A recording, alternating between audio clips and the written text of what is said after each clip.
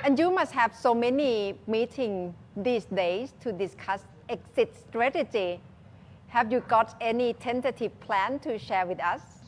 I am not so sure this is a concrete plan at the moment, but we have certainly a lot of meetings about it, and we have discussed about the exit strategy with so many people, with of course with the private sectors, with the people who was affected, with also medical school, and with other partners who are willing to come in and help. So we have reached out, and everybody also reach into us to discuss what can we do in the next few weeks or next few days.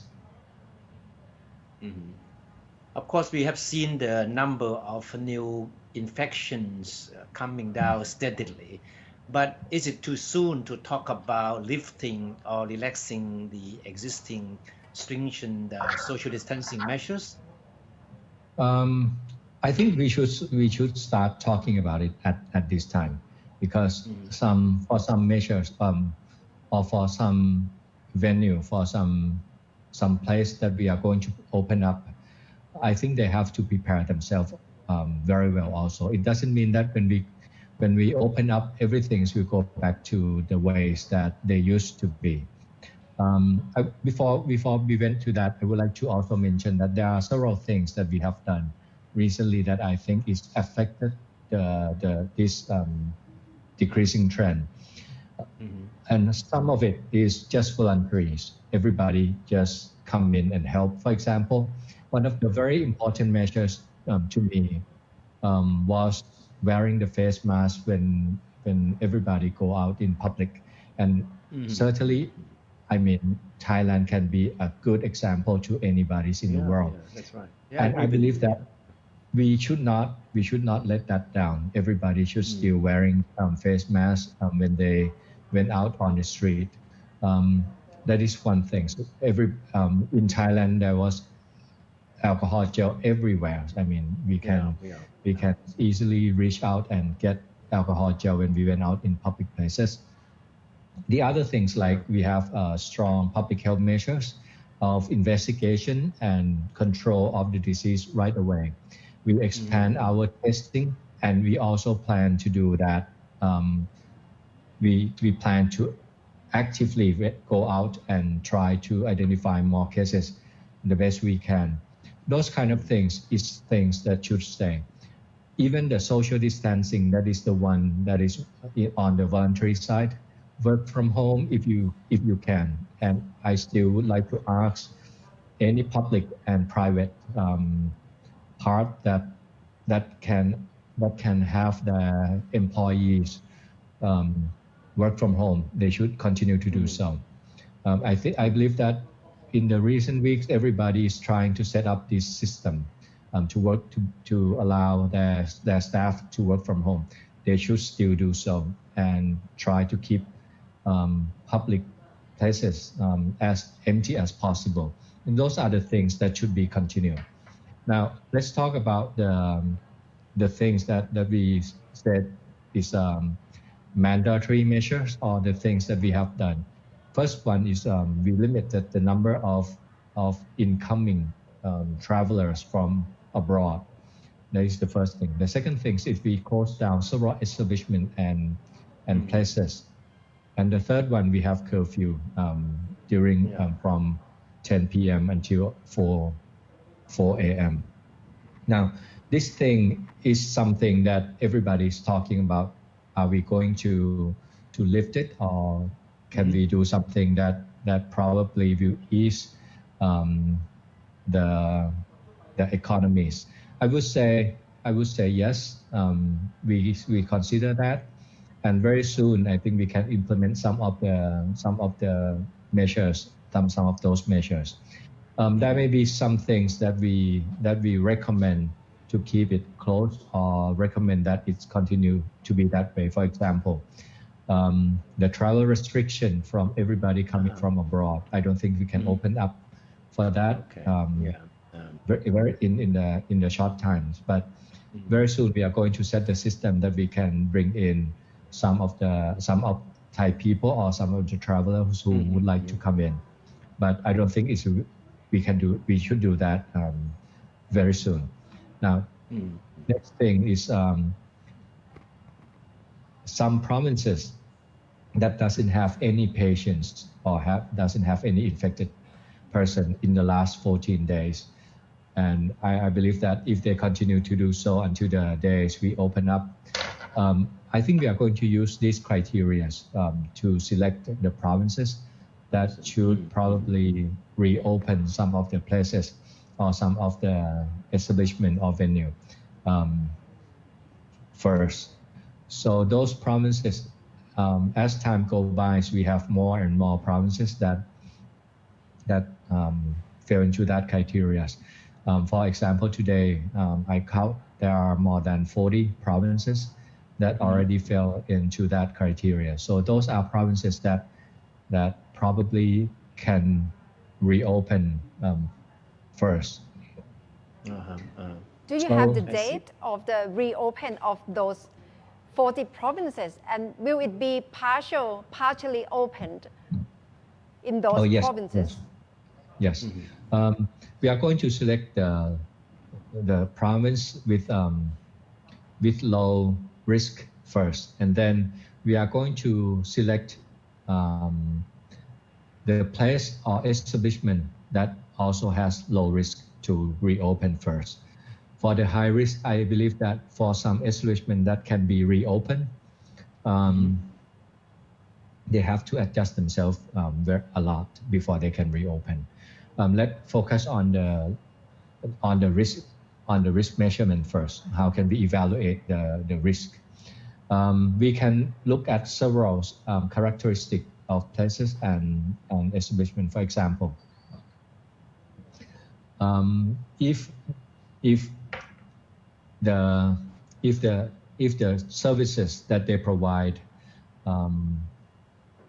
doesn't have the situation where people have to stay together in crowded places, those are considered to be low risk. For example, if there is some services that there's just one service provider and one clients, and they stay in open areas and have a good airflow, and both service provider and also the clients can both wear face masks, then those are the place we can consider to have low risk.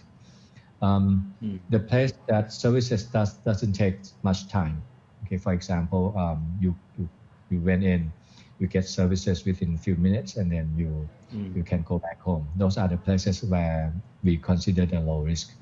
The place where both clients, I mentioned already, where the service provider and the clients can both wear face masks, those are also can be considered low risk, and some other places as well. So we are going to consider it place by place, and then for some certain services or places, we are going to provide them with guideline on what they should do to make the risk for their clients to be even lower. For example, at the bank, how should they provide the services in the ways that people can come in, get the services with the lower risk than they used to be. So there are a lot of things that we already talked to several private sectors, and so that they can at least prepare, and when the time arrives, they can reopen just right away, instead of have to wait to renovate their shop for a few more days. So we are starting to provide those requirements to the private sector as soon as we draft and we finish it. The Prime Minister said today that the government is waiting for information and advice from the medical authorities before making a decision on whether or how to relax the restrictions. So I guess what you just outlined, the conditions in opening up the country, will be part of the information that will be tabled to the government, right? Yes, and as far as I know, today the Minister of Public Health has already signed the recommendation or the framework of reopen to the Prime Minister.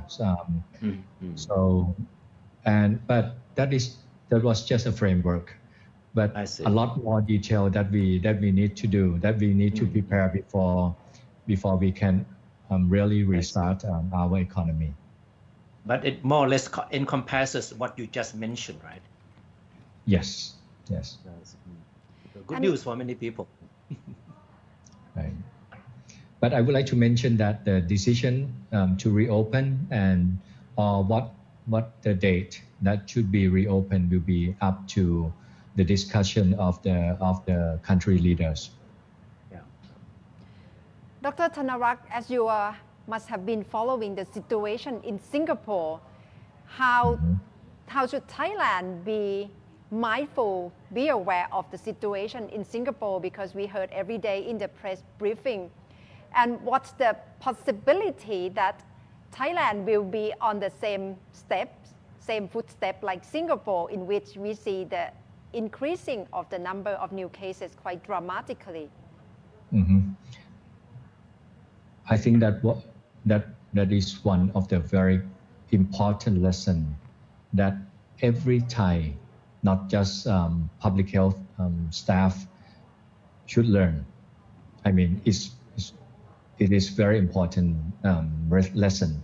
If we go back to check how this thing restarts, how the situation in Singapore get worse, it's starting from the migrant workers, and they stay in one places, apartment or condo, and then the disease start to spread from there. In Thailand, although we don't have those kind of condo or apartment for for the migrant workers, but we knew in our heart that there are several crowded areas that migrant workers stay. So we have to be very mindful for that. Things can get worse very quickly. If we check the situation in Singapore from the day that they have the restart of these new epidemics, we can see that it doesn't take long before they get to the number of 1,000 cases per day. So we have to be very careful. Today I have a chance to discuss with the private sectors who already follow the news from Singapore, and I'm so glad they did. And they discussed in the meeting how they can prevent that. And I'm so happy that I hear that, because it is something that the Ministry of Public Health would like to also mention it. But as you can hear me, that the private sector is also very alert with the situation, and they also not just trying they try to prevent the same things to happen in Thailand. Several big companies also have a lot of migrant workers work for them, and in some provinces, those migrant workers also stay in the private apartment, and their living condition is not that good. In some rooms, we all knew that in just one small rooms, it is not that just one or two migrant workers staying. There are probably more than that. So they live in crowded places in the small apartment around Bangkok and in the industry provinces. Those provinces have to keep their eyes open on the situation very well.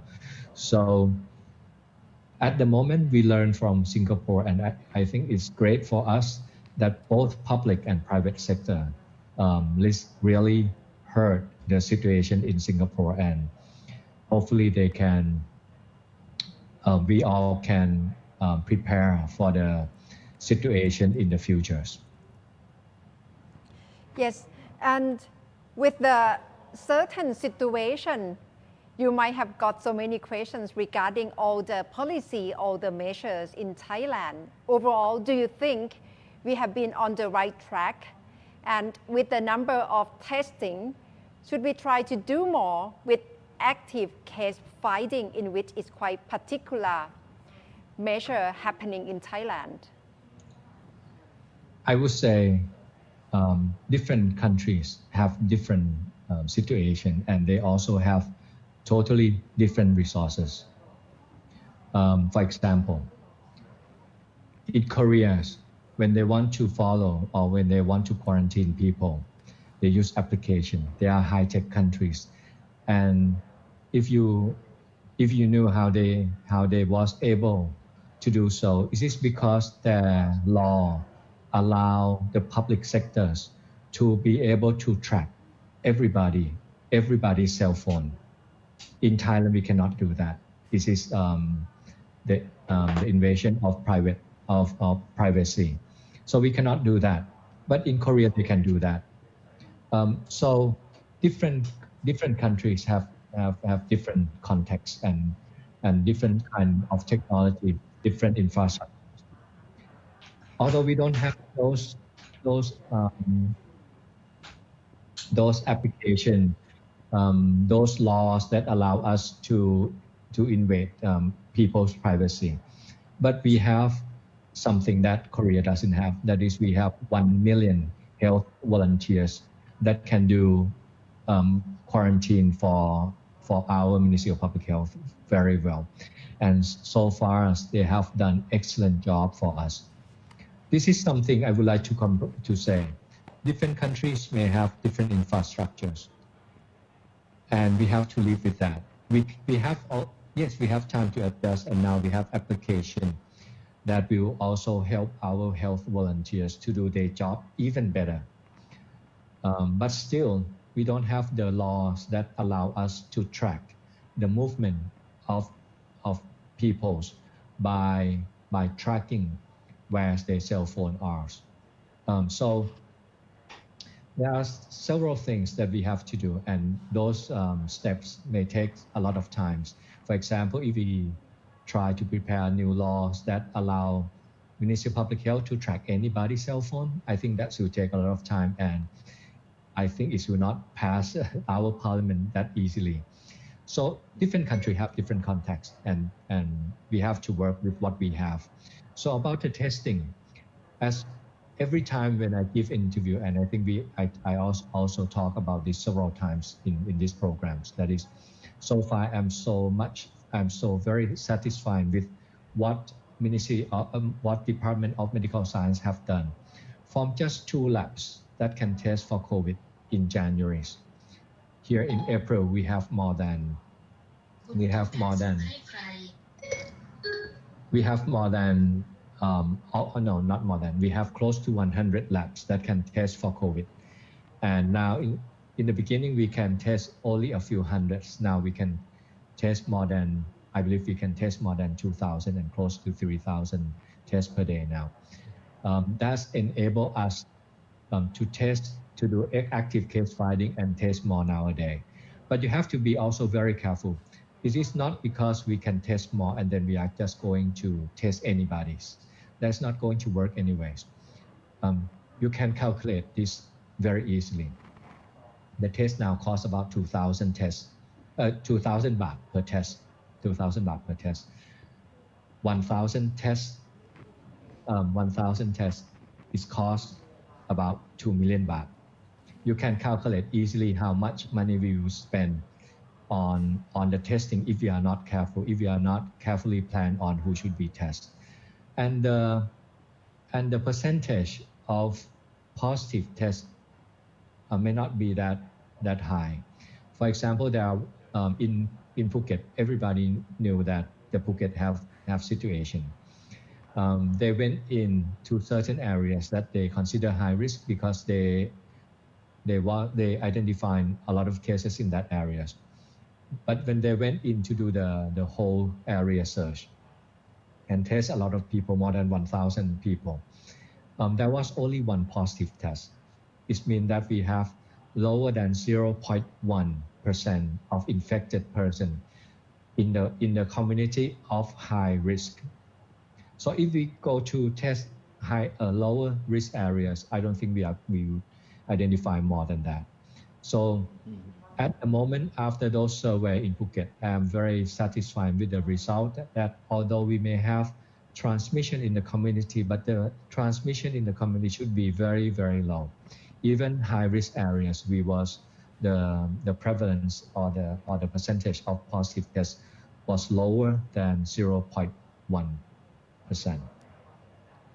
Dr. Thanarak, can we say with more certainty once again that we have seen the worst now? This is the first. I would say this is the first wave. This is the first wave, and what we're trying to do is we're trying to keep this disease at the low level of transmission. Getting rid of it is not that easy.